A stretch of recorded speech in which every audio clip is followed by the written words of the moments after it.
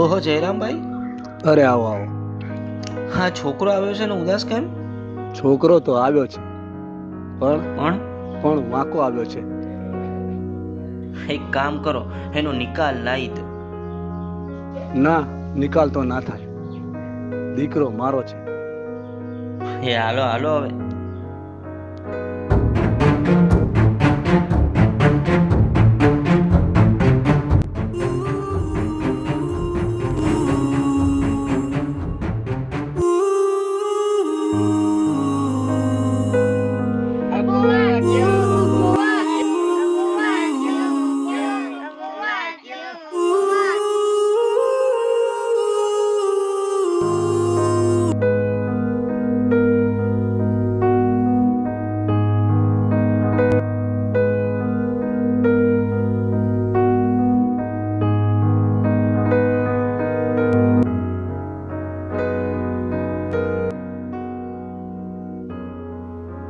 નમસ્તે સાહેબ.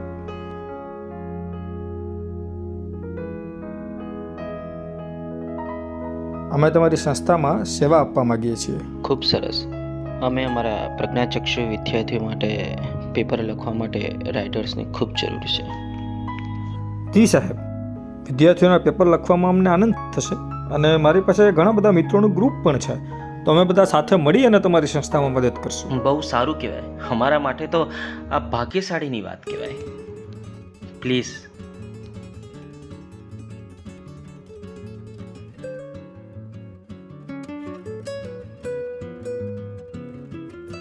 બસ અલ્પેશભાઈ, આ બધાને જોતા એ જ વિચારતા હતા કે કદાચ મારી સર્જરી ના થઈ હોત તો હું પણ આ બધાની વચ્ચે જ હોત. બસ પોતાનું જીવન આ બધાની સેવા પાછળ ખર્ચી નાખ્યું. પોતે તો કર્યું હતું સિવિલ એન્જિનિયર, પરંતુ જોબ છોડીને બસ એમને આ સેવામાં સંતુષ્ટિ મળતી હતી. બસ આમાં બીજું તો કંઈ નહીં, પણ પોતાનું માન, સન્માન અને આત્મવિશ્વાસ જરૂરથી મળતો હતો. અને પછી એક દિવસ. હેલો એવરીવન, નમસ્તે. આજે એક મહાન વ્યક્તિ વિશે વાત કરવા જઈ રહી છું, જેનું સ્ટડી તો સિવિલ એન્જિનિયરનું છે, પણ દિલથી લોકોની સેવા કરવાનું છે. એ કોઈ મોટા વ્યક્તિ નથી, પણ એમના વિચારો આપણા બધા કરતાં પણ મોટા છે. જેમના એક વિચારથી તો એમને અને એમની ટીમે લગભગ 15,000 થી પણ દિવ્યાંગોની હેલ્પ કરી છે. એમના વર્લ્ડ રેકોર્ડ ઇન્ડિયામાં એમના સુવર્ણ અક્ષરથી નામ અપાયેલું છે. So please welcome Mr. Alpesh Bhai.